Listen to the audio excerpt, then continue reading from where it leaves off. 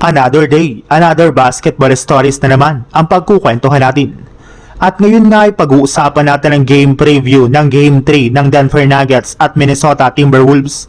At ang balitang hindi nga na po maganda ang kalagayan ngayon ni Kevin Durant. Magpapatuloy na nga po ang Game 3 sa pagitan ng Minnesota Timberwolves at Denver Nuggets. At this time nga po sa home court naman ng Timberwolves na Target Center gaganapin ang kanilang bakbakan. At hindi nga po kagaya ng mga nagdaan nilang laban, ay limado na nga po dito ang kupunan ng Minnesota Timberwolves since sila nga po ang may hawak ng home court advantage sa kanilang Game 3. Maaari nga po nila itong gamitin para makakuha ng maagang momentum sa kanilang magiging laban.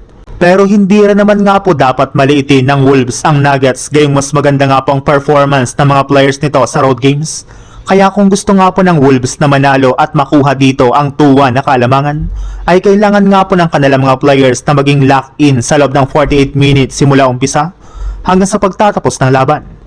Kita rin naman nga po sa mga nakalipas nilang laban na hirap para naman nga po ang Wolves kontra sa Nuggets.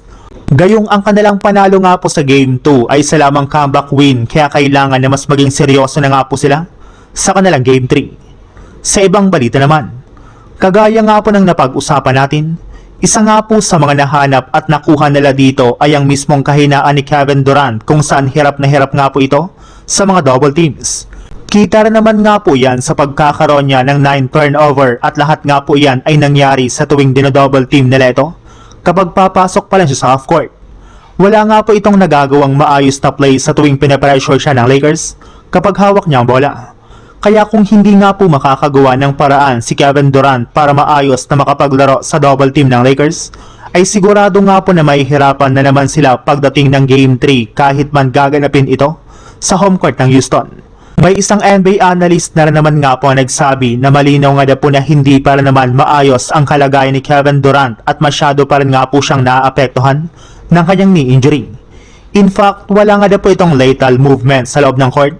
Ibig sabihin, limitado nga po talaga ang kanyang mga nagagawang galaw kontra sa Los Angeles Lakers. Ito nga po ang mismong rason bakit hindi niya nababantayan at nadedepensahan ng maayos si LeBron, kaya isa nga po itong malaking problema para sa Houston Rockets.